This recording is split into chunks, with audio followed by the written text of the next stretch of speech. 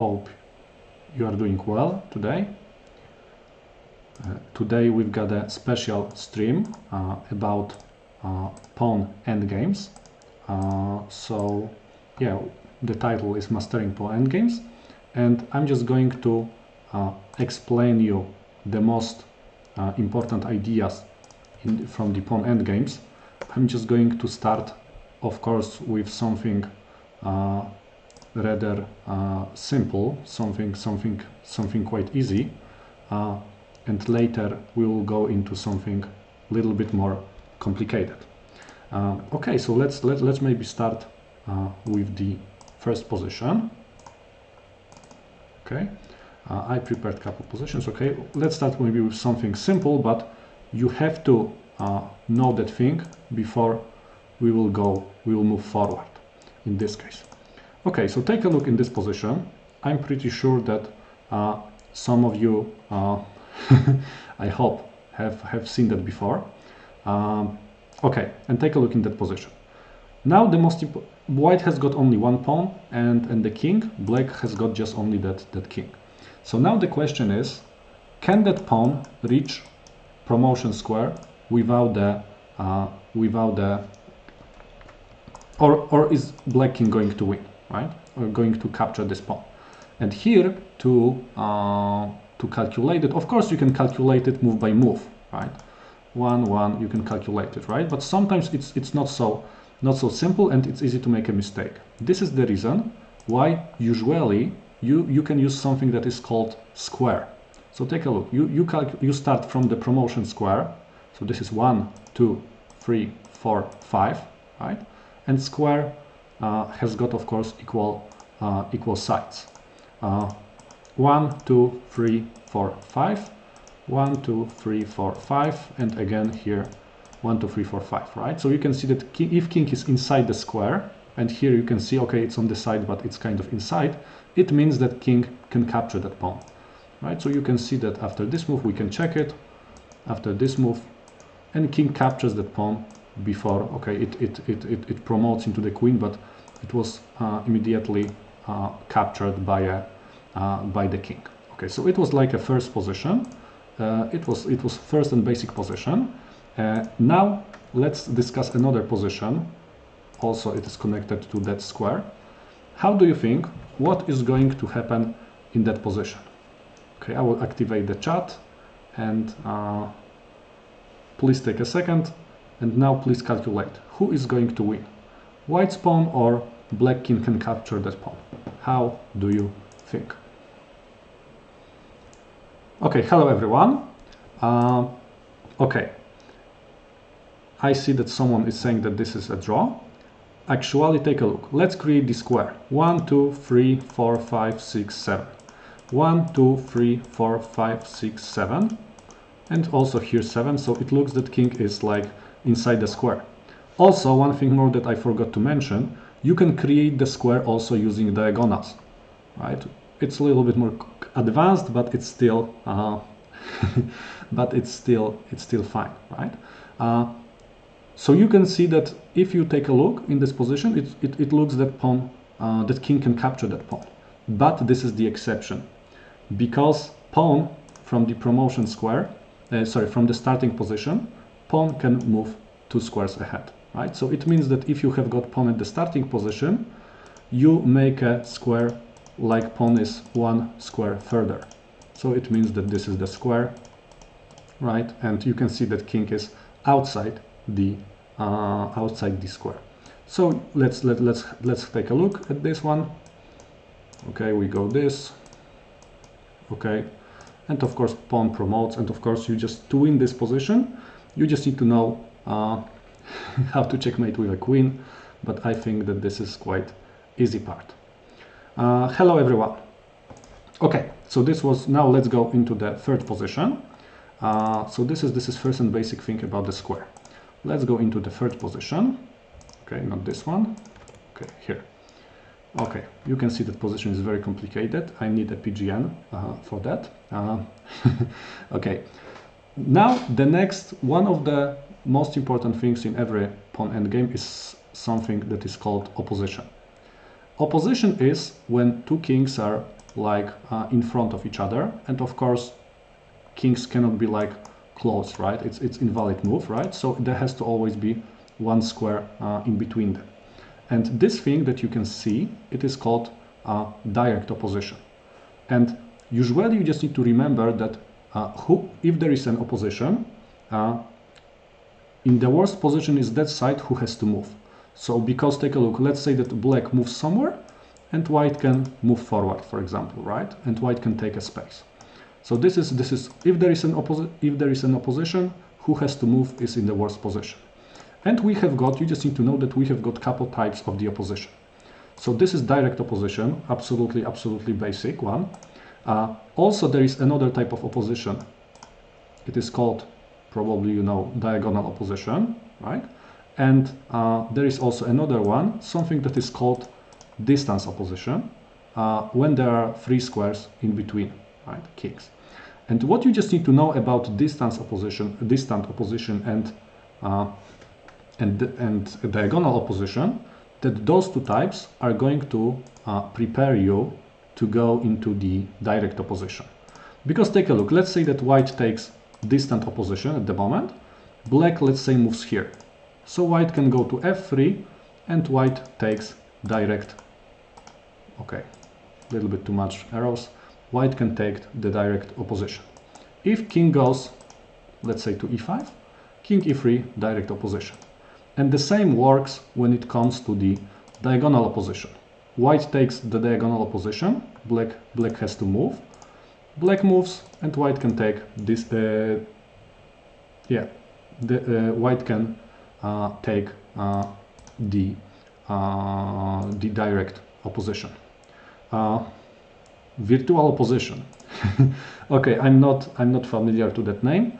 I know that there some people are describing something. There is like a long distance opposition when there is like 5 squares in between, right? Kings. But to be honest, I have seen maybe 1 or 2 puzzles in my life. It's not important in practice, right? Or there is something like knights opposition, right? When there is a knight's move, like in between kings, another type. But it's not like it's not very practical, I would say. Of course, in some puzzles you can use it, but it's not useful for the practical games, right? Hello, Jack.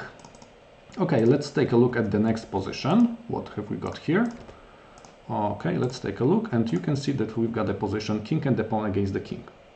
I'm just really curious how many of you can win that, because probably more of you can think that can win that than really can do that. You just need to remember that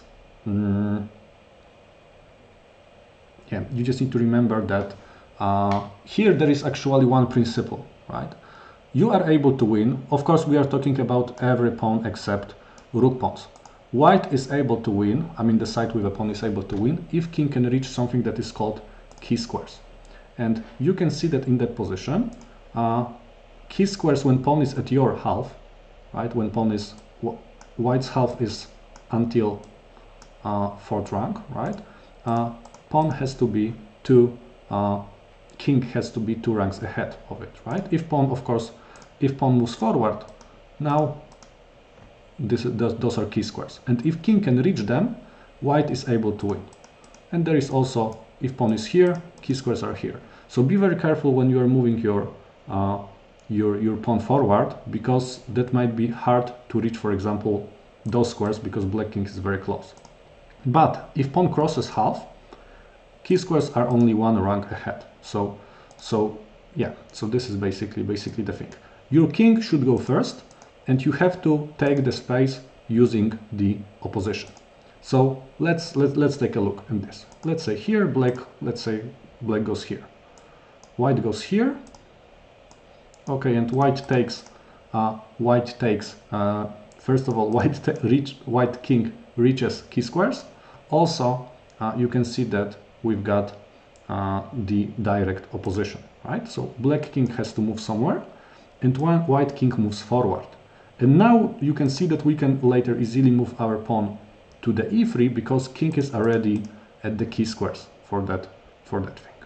Okay, let's say that king goes to e7. Now big mistake, take a look, this is a very common mistake.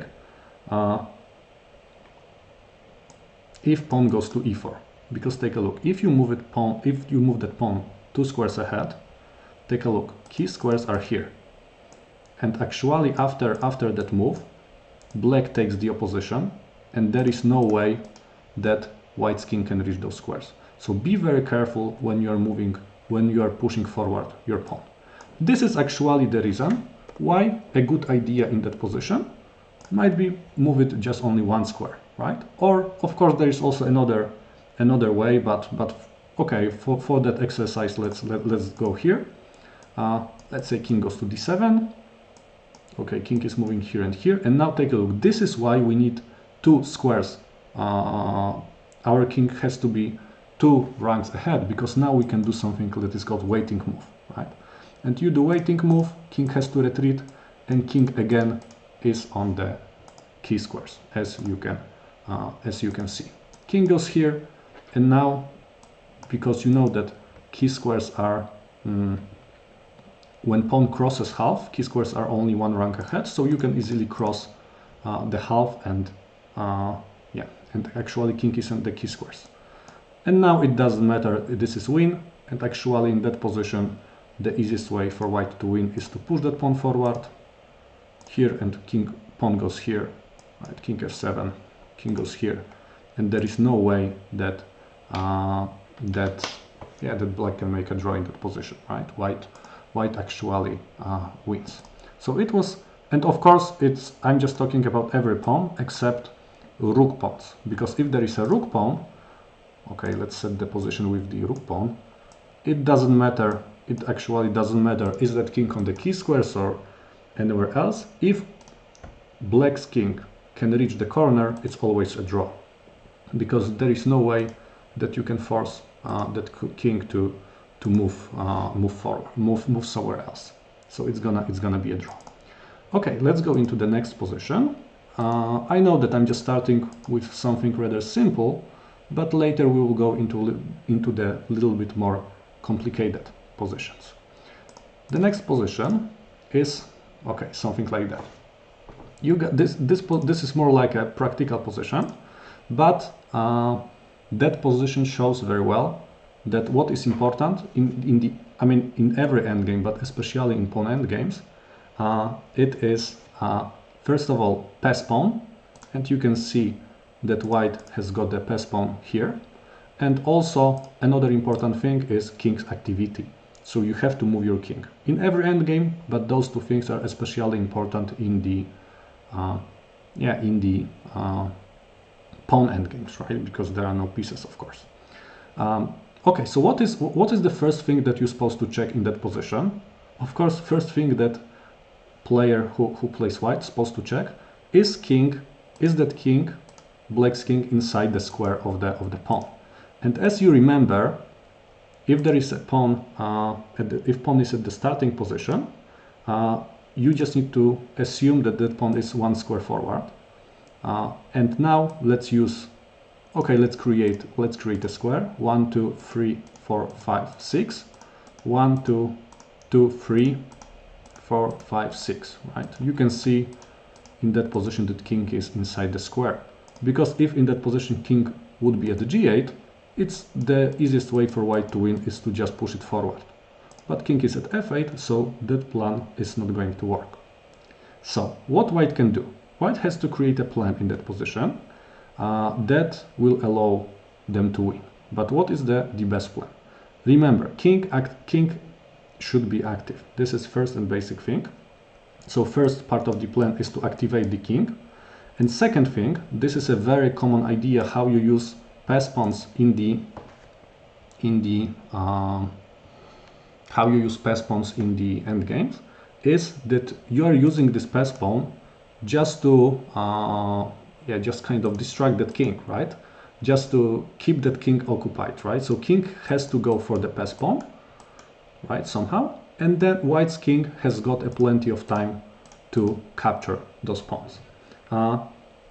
Basically basically this is simple plan. And let's take a look how does it look in practice. King f1, okay. First part, activate the king. Okay, king goes here. Let's say king goes here. And now take a look.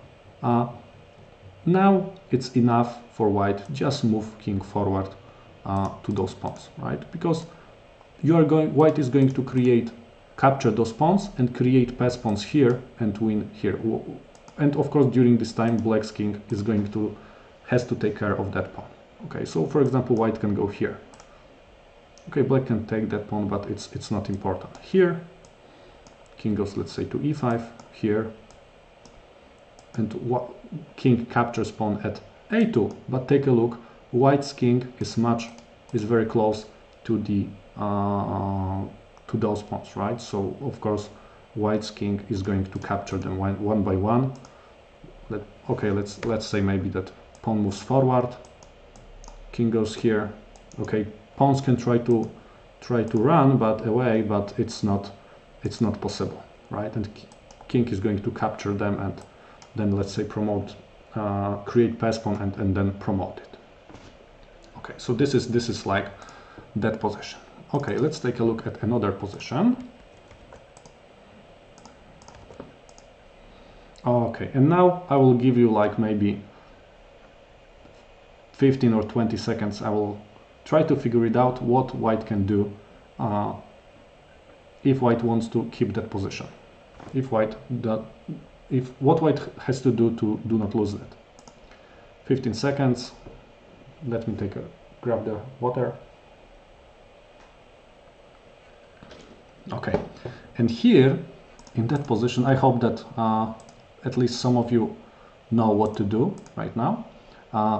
In that position, you just need to realize two things. First of all, black's king is more active. And second thing, if king can capture here, black is going to win because those are key black's king is gonna be at the key squares. So what is the best way for white to handle that, right? And you have to remember, okay, let's take a look. If white will move king c2, just first move that comes into my mind, king goes to the d4 square. And now take a look, what white can do. White moves the king somewhere, black captures, and black's king is actually at the key squares. So black wins. So it's not a right solution, right? So that's the problem. So here in that position, you have to use some kind of trick. First trick that you just need to use is sacrifice the pawn. Why sacrificing the pawn is important? Because for the d6 pawn, key squares are here, but for the pawn that is at the e5, key squares, pawn is still at the opponent's side, so key squares are here. So it's not so easy for black's king to reach them. And now take a look, in that position, you also have to be extremely accurate. It's still not over. You have to move your king, but take a look. If you move your king to c2, which is a big mistake, black is going to take the direct opposition. And you can see that after that move, okay, white moves here, king goes here. King goes to e2, king goes here. Let's say king goes here, and king somehow find a way how to reach key squares. So this is why you have to be extremely careful. So let's move back, and in that position, when white sacrificed the pawn captured, in that position, actually, white is supposed to move it here. You can see we've got a distant opposition, and you can see that yeah, we've got a draw, because there is no way that black king can reach those squares. Because take a look, if king goes here, blocking that king, right? You can see that we've got a draw. King goes here, king goes here. No way that black's king can reach those squares. But also you have to be very, very careful, because if king goes to c4, of course, white's supposed to take the direct opposition, right? White has to be also extremely careful until the end. So this was okay, that puzzle. Okay, let's take a look at another one. Let's take a look at another position. Okay, okay, and we've got a very famous position actually. Yeah, black has got, you can see that black has got 2 pawns, white has got only 1 pawn here. And now what is the best way? Try to use some ideas that I was talking about already. How white can make a draw, because it is possible in that position. I will give you again 15 seconds, try to figure it out. Okay, king f1. Okay, I see that there is a first idea, king f1, and actually it makes sense, because take a look, you go into the opposition. But there is one but, that take a look, if king goes to d2, you want to keep the opposition, right? That's good, but what are you going to do if king goes here? You cannot go to the f3 square, right? Unfortunately cannot go there, so you have to go somewhere else, I don't know, here. And king goes here, and now black has got the opposition. King goes to g3, king f1, right? Let's say king g4, king goes here. And if you capture that pawn, king captures here, and you can see that black is going actually to win. So actually king f1 is not the right solution. You have to use the knowledge that you learned, but actually in that position there is only one way for white to make a draw, and this is use distance opposition, right? Because pawn, yeah, because after king f1, pawn is actually blocking that. King goes to h1. You can see that we have got distance opposition in that position at the moment, right? And what black can do? If black goes here, attacking that pawn, of course king has to go to the g2 square. King e3, and now you keep the opposition. And if black king moves back, king also moves back here, right? You keep the distant opposition all the time. King goes to d2, king h2. Keep distant opposition all the time, right? And if your opponent is trying to play something like that, you go back here, and you can see that there is no way. If black's king is here, white's king is here, keeping the distance opposition. But if black's king is going into that rank, into that file, white's king is going here, keeping the direct opposition. But you cannot use the f1 square. So that was the tricky one. Okay, you will see more tricky puzzles. Yeah. Okay. So this is how you can use the opposition. Okay. Let's take a look at the next puzzle. Okay. The next puzzle is also like about the opposition. Okay. Another 15 seconds. Take a look in that position. What is the best way for? Is it possible to make a draw by black?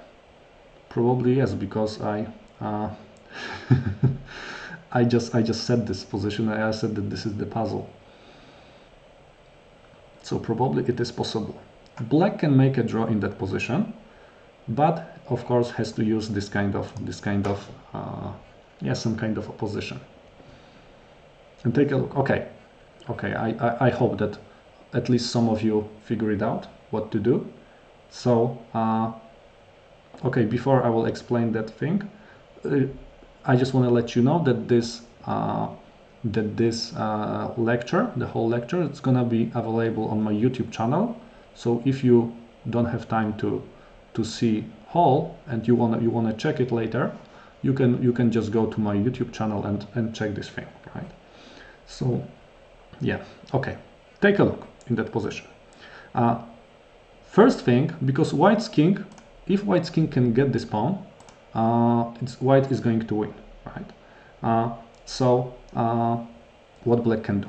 Black can try to keep the opposition, right? And everything looks nice, looks that it can block white's king, right? Black is thinking, okay, king goes here, king goes here. King goes here, I will block it, right? It looks nice, but only at the first glance. Because take a look, later, after king f5, there is one basic thing that black's supposed to check, right? That right now, king is out of the square. So you can see that king f5 actually is a big mistake because pawn just moves forward, and there is no way that black's king can get this pawn. So the king f5 is a mistake. But there I explained more than only one type of the opposition, and here actually you can use something that is called diagonal opposition, if you remember. And you can go here. You can see that we have got diagonal opposition. King is also right. If I draw the square, you can see that king is inside the square, right? So what white can do? If white goes here, black goes here. King is still inside the square, and that king cannot reach, cannot cross that thing, right? Then let's take a look what happens if king goes here. Now black can go here, and this is like another opposition. Black's king is blocking white's king from moving there. So this is actually the best way of playing. Okay, but let's take a look. Let's say king e3, king e5, king d3, of course king d5. Black's king is trying to keep that king away. And in that position, white is thinking, okay, we will try to distract that king a little bit, sacrificing that pawn, right? King goes here, a6, king b6, and now because king has to take care of that pawn, king goes to c4 trying to capture the b4 pawn. And this is like a, if someone doesn't know, if someone didn't watch what I explained before, might be a little bit confused. But if you watched that lecture from the beginning, you know that king captures b4, key squares are here. So in that position, black's king can just go here, and using the direct opposition, it's not possible for white's king to reach those squares. So you can see that this is like another, I really like this example because this is like very unusual, right? That black can still keep the draw when white has got such a powerful supported pass pawn, right? And black, using the opposition, can still hold the draw. Okay, let's go into the next position actually. Okay, let me see what is the next one. Okay, this is the next position. Okay, white to move, and white can find the way how white can win that position. Okay, another 15 seconds. I will take a look at the chat during this time. Okay, hello everyone. Thank you for comments. Okay, so I think we're ready. Okay, of course, if white wants to win, white has to take this pawn, right? And then white wants to promote that pawn. This is the way how white can win. And now let's take a look. If king goes to e7, black king moves here. King goes here, king goes here, right? Because this is like the shortest way, right? At least it looks like it is. King goes here, king b7, king d6, and if king captures, black king goes here and is blocking that king from moving anywhere, right? And as you can see, white is not going to win that position. King goes here, king is blocking, right? a7, and we've got a little thing called stalemate at the moment. So it's not going to work, right? So this is not a right solution, but I see that someone on the chat have found the correct move. And actually, you just need to realize one thing, that chessboard, it's on the chessboard, okay, it's slightly different than in the mathematics, right? Because in the mathematics, in geometry, this is the shortest way. But on the chessboard, it's slightly different. King can actually go here this way, right? Like it's drunk, but it's still gonna be the same way for the king to get this pawn, because this is 1, 2, 3, 4, 5 squares, you can see, and this is 1, 2, 3, 4, 5. So here actually you can take advantage of that fact, and you can go to the you can use another way for your king. And here that idea, it is called shouldering, right? King goes to e6, Okay, black's king goes somewhere, king d5. White's king is blocking those. Yeah, black king cannot go here and here, right? Thing called shouldering. Okay, king goes to b4, king c6. Again, king is blocking. Using like yeah, like in football or soccer, right? If you are from US, there is also something that is called shouldering, when you're blocking your opponent from to reach the ball, right? So here, actually, okay, king goes here, king b7. Here, king captures, and king could go to c6, but it's not c7, right? By blocking that king, white earned one tempo, and white can just go here and promote that pawn forward. And this thing is called shouldering, right? So try to remember that much better in this case was to use this way, because you are blocking black's king, and it cannot yeah, move forward that easy way. Okay, let's take a look at the next position. What next position is about? Okay, I remember this one.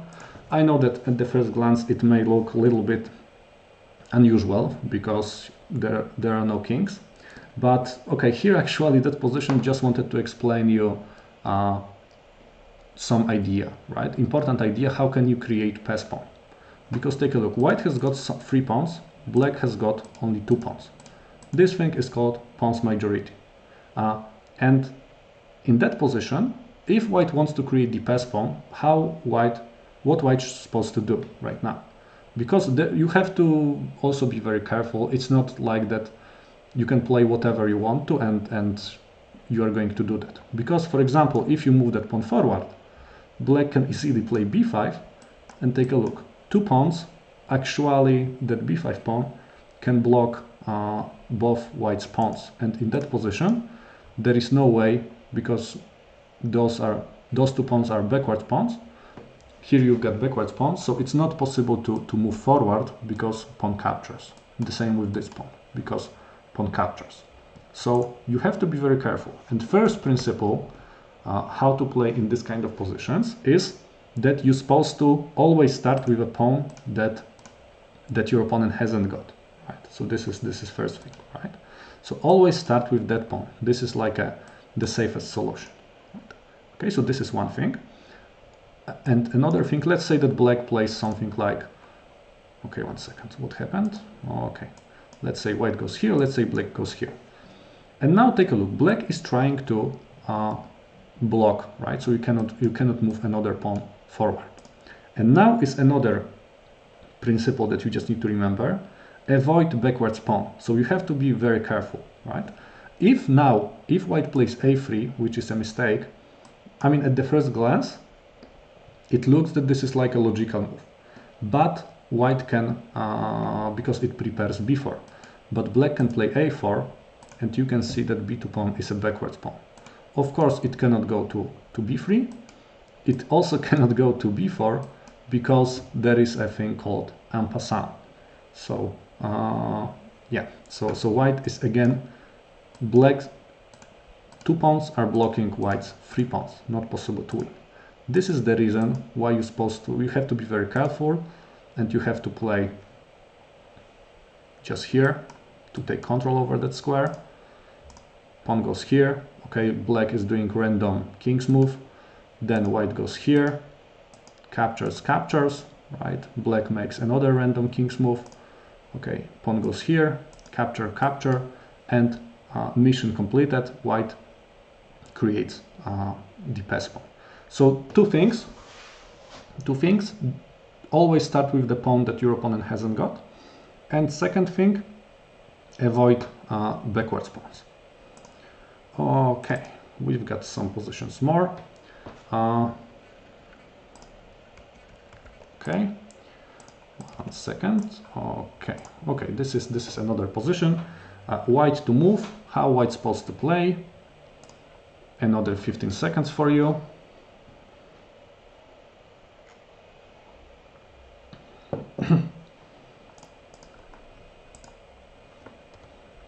Okay, because it is possible for white to win. Okay, so let's take a look. in that position, it looks that white's pawns are more advanced, but black's king is better than white's king, right? Because if white will try to play something like this, black king can, using shouldering, can block it, right? Can block it, and then black's king is closer to pawns. So this is not gonna work. But here actually, white can use some idea that is called pawn fractions. And in that position, white, it's not pawns majority. This is 3 pawns against another 3 pawns. But white can use, using that idea pawn fractions, white is still able to create the pass pawn. And take a look. In that position, white has to, if white has to start with that pawn actually. Okay, what black can do? Black can capture with a pawn, or black can capture with the c pawn. If black captures, let's say, with the a pawn, in that position, white is supposed to play here. Trying to, you see, it's a lot of confusion in that position, because take a look. Right now, you have to calculate. If pawn captures a5, pawn captures b7, and white can promote that pawn, right? So it's not good for black. So maybe better for black is to capture that pawn. But now white can move that pawn forward here. And you can see that because white pawns were more advanced, white pawn is very close to the promotion square. While black pawns, okay, black has got 3 pawns, but it's far away from the promotion square, and white promotes pawn to the queen, and white wins actually. So this is what happens if that pawn captures. Now let's analyze what happens when that pawn captures. When that pawn captures, we are doing like the symmetric thing. So we just go here. And again, pawn captures here, pawn captures at b7, and white has got a pass pawn and white wins. If pawn captures here, c6, and again, white has got a pass pawn that is very close to the promotion. But important thing, when it comes to the pawn fractions, it's not always possible, but you just need to remember that your pawns have to be more advanced, right?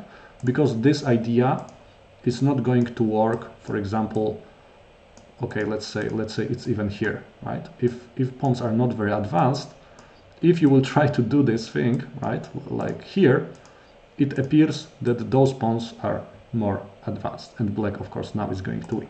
So remember about this thing. Okay, let's go to the next position. Okay, the next position, okay, is, I just need to say that this is like not so easy to figure it out if you have never seen that before. Yeah, it's pretty complicated, because take a look, white to move and white wins. 15 seconds if you, I mean, okay, for those who have never seen that, if you've got any ideas, just let me know. Because in my opinion, this is one of the hardest ideas in pawn endgames. But if you have seen that before, of course, don't tell me, because it's like, yes, you're right, Kruzi. Okay, let's take a look. It looks that white has got like, okay, maybe not like easy win, but white has got 2 pawns against only 1 pawn. And now take a look. If white will, for example, move king forward, black goes here, right? c7, king c8, king c6, and we've got a little thing called the stalemate, so it's not going to work. Okay, so what else white can do? Okay, maybe white can go king c5, because white's idea, white wants to go to the b6 square and then get this pawn, and 2 pawns against the king, it's of course easy win. But black goes here, and black takes, actually, you can see that first of all, this is the opposition. Second thing, black takes control over the b6 square, so it's not going to work. White has to retreat and black has to go back. But white realized one thing. If because right now white's to move, if we can somehow give a move, okay, I know that it's not not so easy, but if we can give a move to the opponent, if opponent is on the move, let's take a look. This is like quite easy win, because let's analyze this position if black is to move. If black is to move, black's king has got 3 squares to go. If king will go to the c7 square, king c5, and in the next move, now white has got the opposition. In the next move, king can go to b6 and then capture that pawn, and it's win 2 pawns against the king. It's pretty simple win. So king c7 doesn't work. King d8, king goes to the d6 square. Again, white's got the opposition. King c8, c7, no stalemate. If king goes to b7, king d7, and of course white has to promote, but don't be careful and do not promote do not promote the queen, because you might be a little bit surprised, right, that we've got a stalemate. So, but you can, for example, promote the rook, and this is like white wins, right? So, okay, this is what happens if king goes to d8. But what happens if king goes to the b8 square, right? The same, basically the same. King d6 here, and we've got the same position. Again, white wins.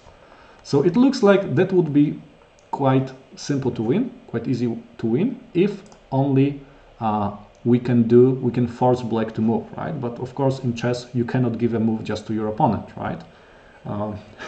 It doesn't work that way. So you have to figure it out. How can you do that on the board? And actually this is a very famous idea. It is called triangulation. And in that idea of triangulation, this is how, if you want to lose a tempo in pawn endgames, right? Take a look. White is going to move on the triangle. You know what triangle is, of course. And take a look. King goes here. Okay, let's take a look what black can do. Black has to go here, here, or here. Of course, you just need to notice that king c7 is not a good solution, because king c5, and I can reach that b6 square, right? And of course, I'm just going to capture that pawn later. Okay, so black has to move, for example, here. Now again, we go into the triangle, right? And again, take a look. In that position, again, black cannot go to c7 because king c5, and king goes here, and king captures that pawn, right? So that's the thing. So black has to actually retreat. And take a look. White goes king d5. And we have got exactly the same position, but now black is on the move. So take a look. Triangulation. Move your king on the triangle, and you are going to lose a tempo, right? So if you wanna give a move to the opponent, I recommend to use that, right?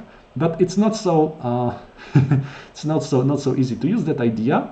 But I think that every player should know that, right? Because this is like a very, very famous idea. So this thing is called triangulation. Okay, let's see what happens in the next position. Okay, we've got the next position. Okay, this is, if I remember, it is called trebuchet position also. How white can win that position? Okay, this is position maybe is called trebuchet, but there is like one very famous German word connected to that. And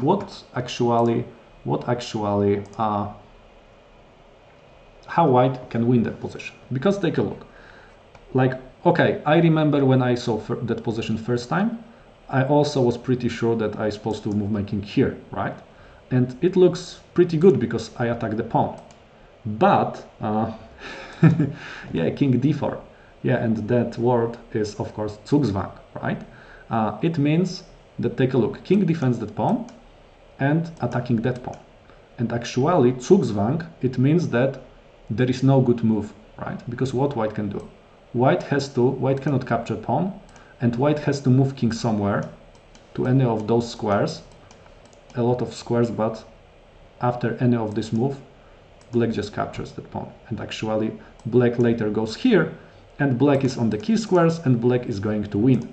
So this is like very simple recipe if you just want to win, if you just want to lose, right, with white. So do not play king f5 in that position, right, because black can do this move, and it's gonna be a Zugzwang, right? But there is like another idea. Okay, thank you, Kruzi. But okay, but maybe white can somehow force black to move king d4, right? And if white waits somewhere, later white can do the same to black and go to the f5. So take a look. White is supposed to go here, attacking that pawn. Now black has to move king d4. because this is the only square that black can defend it, right? And now take a look, white is doing the same, white goes here, and we've got like a reversed situation. Now black is in Zugzwang, right? There is no good move for black in that position, right? Black goes anywhere and king goes here, right? So remember that word, Zugzwang. And second conclusion, which is important not only in the endgames, your first idea is not always the best, right? So yeah, like my first idea, when I saw it first time, it wasn't of course correct one. So this is about Zugzwang and Trabocchetto. Okay, don't know how to even pronounce it. I do not speak Italian. Okay, so let's take a look. I think that we have got like a one position more, last position for today, and this is one of my favorite positions. I think that everyone knows that position, but you cannot do the lecture about pawn endgames. You cannot mention that one. So this is why I just need to set it up here and take a look. Of course, this is Réti position, famous Réti position. White's idea is white is going that direction, black is going that direction. If we are talking about squares, you can see that if we do square for that pawn, you can see that black's king is inside the square. And actually, if you take a look at this position, it looks that it's pretty close, right? It's very close to that pawn. And what about white's king? If we create the square, you can see that king is completely like on the other planet, right? It's like, yeah, there is no way that white's king can reach the square. And yeah, because if white wants to make a draw, white has to get this pawn, right? Somehow. So at the first glance, it looks like it cannot work, right? It doesn't exist, right, in the real life. But if you take a look a little bit deeper, white can use some really nice idea, and white can make a draw. So yeah, I'm pretty sure that almost everyone knows that position. So yeah, because you have to know that position, right? So that's the thing. Okay, so take a look. Let me explain you how white can make a draw here. Take a look. White has to take advantage of that fact that I explained it, right? That in the chessboard, it's like this is one way, right? I mean, you need to do 7 moves to go from h8 to h1, 7 moves. But also, for example, in 7 moves, you can go here. In the real life, of course, this diagonal is longer, right? But on chess, it's the same, it's equal, right? Both are equal. So white is going not for that pawn, not using like a straight line, because if white will just go here, take a look, black king just goes here to capture pawn, king goes here, pawn escapes, king goes here, pawn escapes, king goes here, pawn goes here. No way that that king can catch this pawn. Also, that pawn is king can easily take this pawn, right? So it's not gonna work. So what white can do in that position? White can move king here. And let's say, okay, black is moving pawn forward, white king goes here. And now take a look, what is the idea? Let's say that black king goes to the b6, trying to get this pawn, right? Square for that pawn is still here, right? So white's king cannot enter the square. But white has got a tricky idea, king e5. And take a look, in one move, king threats to go to f4 and to go inside the square. And another idea, king threats to go here and support that pawn.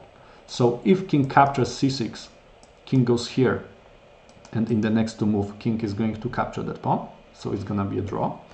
But if black will go, here, white king goes here, and you can see that, okay, pawn moves forward, pawn goes here, and you can promote queen, white promotes queen, and you can see that it's of course queen against the queen. It's a draw, right? So one more time, let's go back into that crucial position right now. King e5, and king creates 2 threats in one. So you have to remember, this is one of the most famous position when it comes to the chess. So yeah, so basically yeah, one actually of my favorite ones, right? So that's the thing. Okay, actually it was the last position from my lecture today. I hope that you learned something. I hope that you learned something, and I hope you enjoyed it. Yeah, in the future I'm just planning to go yeah, to maybe expand this webinar format somehow. So if you join the club, if you join my club, you will have information, right, about upcoming streams, or later, of course, I'm just going to upload it into my YouTube channel. Here you've got a link to the YouTube channel. So yeah, please subscribe it if you wanna watch the whole thing. So that's the thing. Okay, what can I say? Thank you very much for watching me today. Hope you enjoyed. And now, yeah, what can I say? Have a nice evening, and we are going to make a ride to Eric Rosen. So yeah, have a nice evening. Bye.